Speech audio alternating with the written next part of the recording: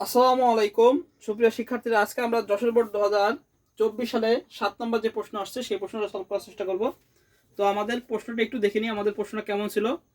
Jessore board 2024 সালে যে প্রশ্ন, আমাদের পঞ্চম অধ্যায় থেকে প্রোগ্রামিং ল্যাঙ্গুয়েজ থেকে যে প্রশ্ন আসছে সেই প্রশ্নটা আমরা একটু দেখে নিই। যাদের কাছে প্রশ্ন আছে তারা প্রশ্নটা দেখতে পারি, আর যাদের কাছে নেই তারা স্ক্রিনশট দিয়ে নিতে পারি। এই যে প্রশ্ন, যশোর বোর্ড 2024 সালে 7 নম্বর প্রশ্ন। আচ্ছা, এখানে যে দৃশ্যকল্প 1 এবং দৃশ্যকল্প 2 আমরা দেখতে পাচ্ছি। এখানে দৃশ্যকল্প 1 একটা আমরা প্রোগ্রাম দেখতে পাচ্ছি, 7 + 10টা সংখ্যা আমরা দেখতে পাচ্ছি। আর দৃশ্যকল্প 2 আমরা দেখতে পাচ্ছি 3টি সংখ্যার বড়। কিন্তু এখানে কথা আছে, এই যে বড়টা সংখ্যাটা এরা হলো স্টার্ট করেছে ইনপুট এবিসি ম্যাক্সিমামে, অর্থাৎ এরা যে এক্স চলকে যেটা আমাদের বর্ণলেখার বইতে আছে, এটা প্রকৌশলী এই মাহবুব রহমান স্যারের বই যেটা আছে সেখান থেকে দেয়নি, কিন্তু এটা হলো আমাদের যে বর্ণলেখা ম্যামে যেটা এক্স চলকে রাখা সেখান থেকে দিয়েছে। ঠিক আছে, তাহলে আমাদের ওই নিয়মে করতে হবে, অর্থাৎ ম্যাক্সিমামে ম্যাক্সে রেখে, অর্থাৎ চলকটা ম্যাক্সে রেখে করতে হবে। হ্যাঁ, একটা হচ্ছে ডাইরেক্ট করা, এবিসি ডাইরেক্ট বেরোবে, আর একটা হলো ম্যাক্সিমাম যেটা সেটাই বেরোবে, এটা হচ্ছে ম্যাক্সিমামেরটা। হ্যাঁ, তো আমরা প্রশ্নটা পড়া শুরু করি। প্রথম প্রশ্ন ক নাম্বার আছে ফাংশন কি। ক নাম্বার আছে ফাংশন কি, আমরা কি উত্তর দেবো? আমরা উত্তর এভাবে লিখবো, ক নাম্বার ক, আমরা 7 নাম্বার করতেছি, 7-এর ক। ক নাম্বার আমরা আশা করবো এভাবে, সি প্রোগ্রামে যখন কোনো নির্দিষ্ট কাজ সম্পাদনের জন্য আমরা লিখবো সি প্রোগ্রামে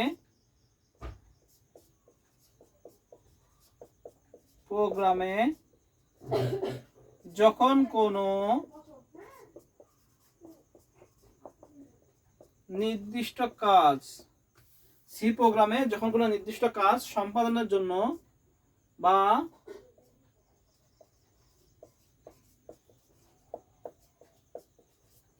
সি প্রোগ্রামে যখন কোনো নির্দিষ্ট কাজ সম্পাদনের জন্য কতগুলো আমরা সম্পাদনের জন্য কতগুলো স্টেটমেন্ট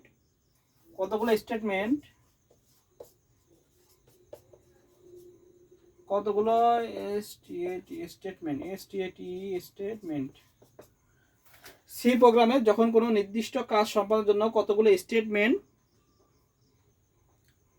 কোনো নামে একটি ব্লকের মধ্যে রাখা হয় তখন তাকে ফাংশন বলে। আমরা দেখব স্টেটমেন্ট কোনো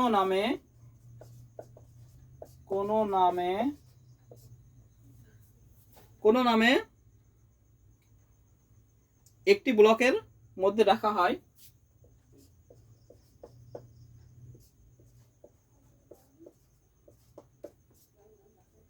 একটি ব্লকের মধ্যে রাখা হয়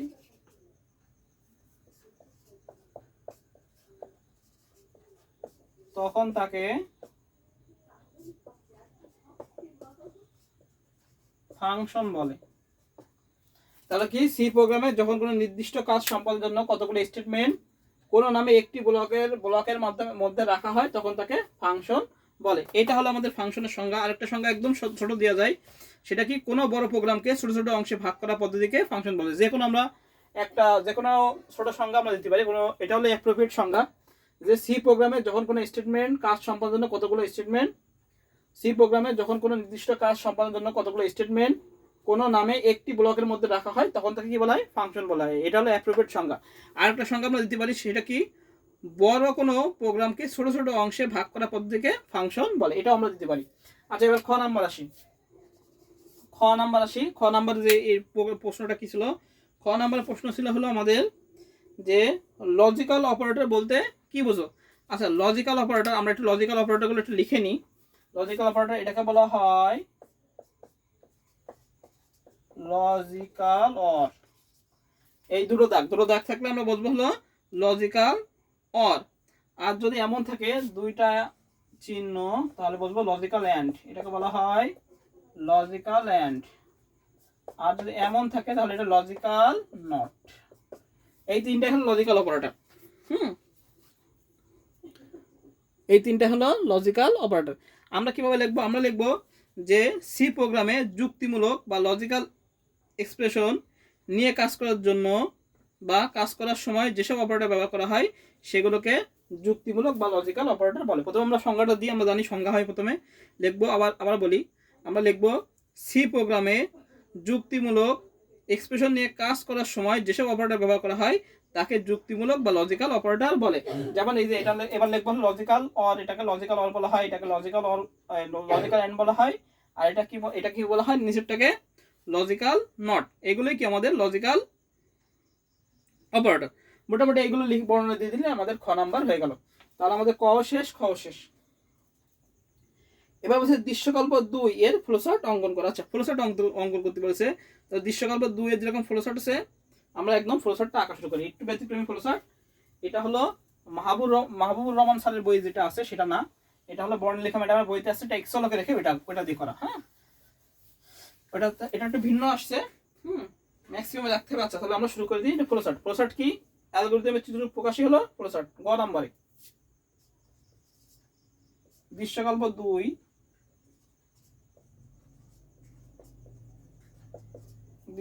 2 এর ফ্লোচার্ট হলো, এর ফ্লোচার্ট কাকে বলে? ফ্লোচার্ট হলো আমরা একটা অ্যালগরিদম চিত্ররূপ প্রকাশই হলো ফ্লোচার্ট। তাহলে আমরা ফ্লোচার্টটা শুরু করি। ফ্লোচার্ট কি? আমাদের চিত্র আমরা জানি। এই হলো স্টার্ট। যেভাবে প্রশ্ন আছে আমরা সেভাবে করব, একদম কোনো কঠিন না। Input A B C. Input কি নিছিলাম আমরা? A B C. এবার কি করছি আমরা? ম্যাক্সিমাম রাখছিলাম এতে, ম্যাক্স। তাহলে ম্যাক্স যখন রাখছিলাম এটা প্রসেস, তাহলে লিখবো এখানে ম্যাক্স সমান সমান এ, যেরকম আছে একদম সেরকম ভাবে করে দেবো, কোনো এ নেই। এবার আমরা দিতে আছে ইফ। তাহলে এটা হলো আমাদের কি? সিদ্ধান্ত চিহ্ন আসবে, এই হীরক চিহ্ন আসবে। হীরক চিহ্ন কি? সিদ্ধান্ত। হীরক চিহ্ন কি? আমাদের সিদ্ধান্ত। এবার লিখবো ইফ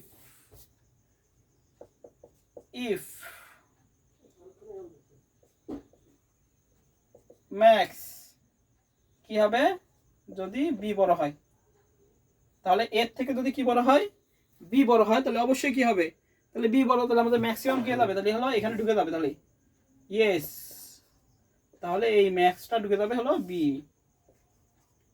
এটা হুবহু এই বর্ণলেখা বইতে আছে এক্সেলকে, এই এক্স এই ম্যাক্সের জায়গায় শুধু এক্স ছিল।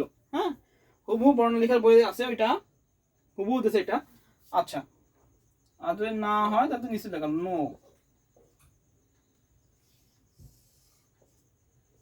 এই গেল। আবার কি হবে আমাদের?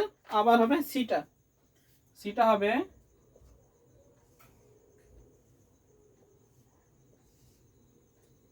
ইফ ম্যাক্স, অর্থাৎ ম্যাক্সিমাম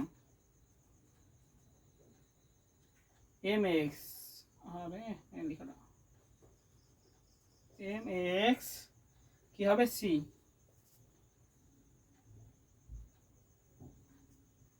যদি সি হয়, ইয়েস যদি হয়, তাহলে কি হবে?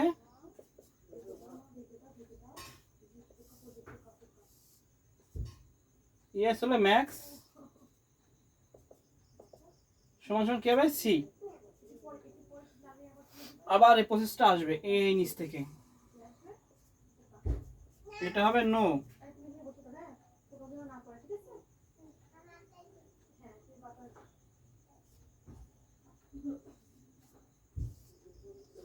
এবার কি হবে আমাদের? ফলাফল কি হবে? প্রিন্ট কি হবে? ম্যাক্স। তাহলে আমরা লিখবো প্রিন্ট ম্যাক্স ইন, শেষ করে দেবো।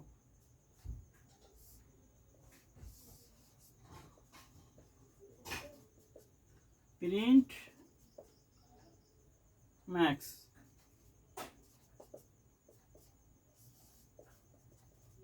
ইন, শেষ। এই হলো আমাদের, এটা আসছিল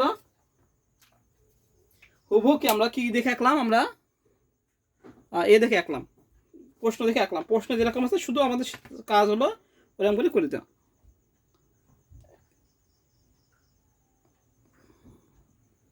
এই যে প্রশ্ন কি ছিল? একদম আমাদের ওই যে এক্স হলকে রাখে বর্ণলেখা ম্যাডামের বইতে আছে, সেইখান থেকে আসছে। এটা কিন্তু আমাদের মাহবুবুর রহমান স্যারের বইতে কিন্তু এটা নেই। হ্যাঁ, এটা ডাইরেক্ট এবিসি বড়, মানে 3টি সংখ্যার মধ্যে এবিসি বড় নির্ণয়ের প্রোগ্রাম কিন্তু এক্স হলকের মধ্যে রাখে, এটা ম্যাক্স রাখছে। তাহলে স্টার্ট করলাম ইনপুট এবিসি, ম্যাক্সিমাম এতে রাখলাম। যদি ইফ ম্যাক্স যদি এর থেকে যদি বি বড় হয়, ইয়েস যদি হয় তাহলে বি বড়, তাহলে এটা বি ঢুকে যাবে। আর যদি না হয়, এই যে ম্যাক্সিমামটা আছে এটা হলো বির হবে যদি ইয়েস হয়। আর যদি নো হয় তাহলে এটা কি এর হবে। যদি এটা বড় হয়ে যায় তাহলে ইয়েস সি, তাহলে এটা হলো সিতে আসবে, সিতে ম্যাক্স হয়ে যাবে। আর যদি এটা না হয় তাহলে কি হবে? এখানে হবে নো।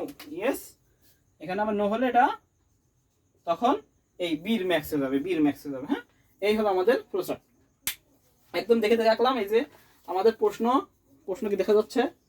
প্রশ্ন এই যে শুরু করলাম, স্টার্ট ইনপুট এবিসি ম্যাক্স এ প্রসেসর ভিতরে রাখলাম। ইফ ম্যাক্স, যদি ম্যাক্স এখানে এর মান যদি বি থেকে বড় হয় তাহলে বি থেকে বড় হয়, যদি বি বড় হয় ম্যাক্স থেকে বি বড় হয় তাহলে কি ম্যাক্স বি, তাহলে যদি ইফ ম্যাক্স হবে বি, আর না হলে তো এ হবে। ইফ ম্যাক্স কি হবে সি থেকে যদি বড় হয়, অর্থাৎ সি যদি বড় হয় বি থেকে, তাহলে কি ম্যাক্স হবে সি। আবার নো আসবে।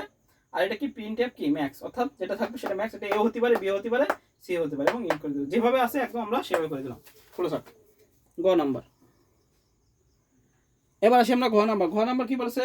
ঘ নাম্বার বলেছে হলো দৃশ্যকল্প 1 এর ডাটাগুলো একটি অ্যারেতে নিয়ে তাদের যোগফল সি প্রোগ্রামের মাধ্যমে বের করা সম্ভব। আচ্ছা, এই যে অ্যারেতে আছে এই অ্যারেতে নিয়ে আমরা সি প্রোগ্রামে কি করতে হবে? যোগফল করতে হবে। তাহলে এটাকে প্রত্যেকটা অ্যারের ভিতরে ঢুকাতে হবে, এবং এই যেই 6টা সংখ্যা আছে এটা এই 6টা সংখ্যার যোগফল আমাদের বের করতে হবে। তো আমরা বের করি, যোগফল নির্ণয় প্রোগ্রামটা করি।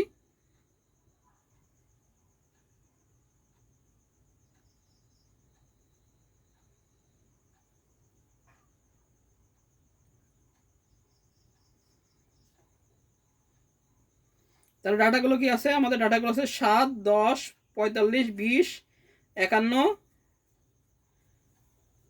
23। এই ডাটাগুলো কি করতে হবে? আমাদের প্রোগ্রাম করতে হবে। এই ডাটাগুলো নিয়ে আমাদের যোগফল নির্ণয় প্রোগ্রাম করতে হবে। তাহলে আমরা শুরু করে দিই।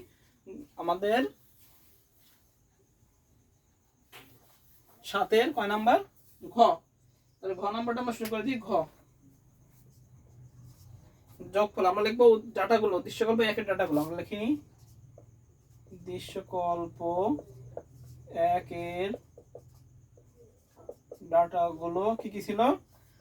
7, 10, 45, এটাকে অ্যারেতে রাখতে বলেছে, 20, 51, 23।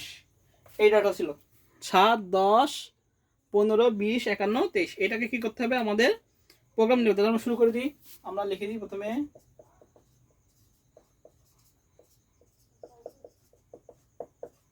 এইচ, আমরা ইনক্লুড স্টুডেন্ট দিলাম। এবার আমরা দেবো হলো ইনক্লুড কোনিও.এইচ। এটা না দিলেও কোনো সমস্যা নেই, দিলেও হয়, না দিলেও সমস্যা নেই। আচ্ছা, ভয়েড মেন, এখন নাকি ইন মেন দেয়, ভয়েড মেন কোনো ব্যাপার না, হবে, সবই হবে, ইন মেন হবে, ভয়েড মেনও হবে। আচ্ছা, এবার আমরা ভিতরে ঢুকলাম। ভিতরে ঢুকে এবার কাজকে আমাদের প্রথমে অ্যারেতে রাখা। আমরা কি লিখবো? ইন্ট অ্যারে লিখবো। Integer type ARRAY array. আমরা লিখলাম ইন্ট অ্যারে। কয়টা সংখ্যা আছে আমাদের? 6টা সংখ্যা। তাহলে আমাদের দিতে হবে 6। এবং সংখ্যাগুলো কত ছিল? 7, 10, 45, 20, 51, 23। এটা ছিল অ্যারে 6, 7, 10, 51, 23। এটা সেকেন্ড ব্র্যাকেটের মধ্যে দিতে। আচ্ছা, আমি আবার একটু লিখি ভালো করে।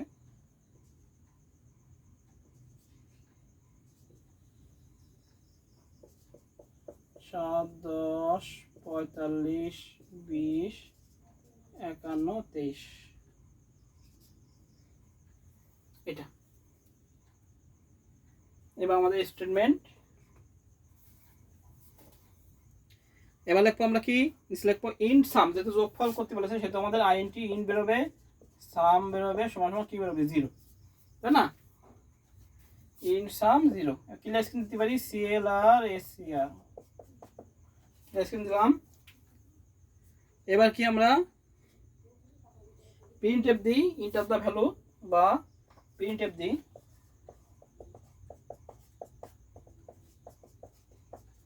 Enter the value. Enter the value দিই, নাম্বার দিলে হবে।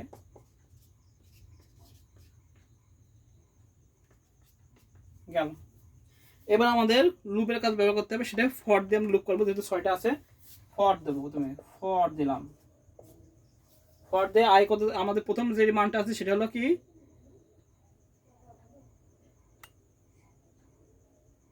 আমরা দেবো ইন্ট আই সমান সমান 0, যেহেতু অ্যারেতে বলেছে, এবার দেবো হলো প্রথম দেবো 6 পর্যন্ত দেবো এবং এটা দেবো 6, অর্থাৎ 6 পর্যন্ত যোগ করবে, 1 করে ইনটু, অর্থাৎ এই সংখ্যাগুলো কি করবে আমাদের যোগ করবে, ঠিক আছে। এবার আমাদের কি করতে হবে, প্রসেস করতে হবে, সেটা কিভাবে করব, ভিতরে ঢুকবো, সাম সমান সমান সাম প্লাস কি করবে অ্যারে, এ আর আর অ্যারে, এটা যোগ করতে হবে অ্যারে, এটাকে আমরা আই বলে দেবো, অ্যারে আই, যেখানে যে মানটা আছে সেটা সকল যোগ করবে। আচ্ছা, সুন্দর করে লিখি এটা।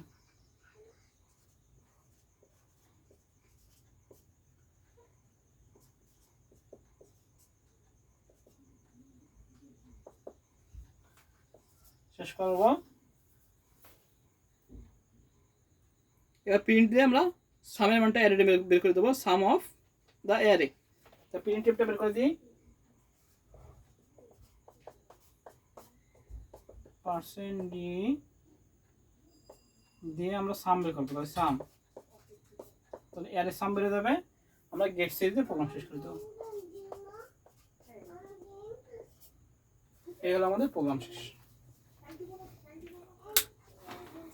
এটা আমাদের 7 নম্বরের যে কোশ্চেন ছিল, 7-এর ঘ নাম্বার প্রশ্নের সলভ। তো আমরা দেখে নিই দৃশ্যকল্প একের মধ্যে ডাটাগুলো ছিল, এই ডাটাগুলো ছিল, বলেছে অ্যারেতে রাখতে, ইনক্লুডেড ভয়েড দিলাম, ইন্টিজার অ্যারেতে রাখলাম, ছয়টা যে নাম্বারটা, এই নাম্বারটা আমরা অ্যারে চলকে রাখলাম। এবার ইন্ট সাম সমান 0, এখানে 0 রাখতে হবে, ক্লিয়ার স্ক্রিন দিলাম, প্রিন্ট ইন্টার দা ভ্যালু দিলাম, এবার ফর দিলাম ইন্ট আই সমান 0, এই যে আই মানকে 6, অর্থাৎ 6 পর্যন্ত 6টা অ্যারে, এই জন্য 6 দিছি, আর আই প্লাস প্লাস, এবার যোগ করবে সাম সমান সাম প্লাস অ্যারে, অর্থাৎ এই যে 6টা অ্যারে কি হবে, যোগ হবে, প্রিন্টার দিয়ে সাম বের করে দেবো, গেট সিরিজ দিয়ে প্রোগ্রাম শেষ করে দেবো। এটা হলো আমাদের 7 নম্বর, যেটা আসছে এসএসসি 2024 সালের 7 নম্বর যে ঘ নম্বর সলভ সেটা। হ্যাঁ, আজকে এই পর্যন্তই, সবাইকে আসসালামু আলাইকুম।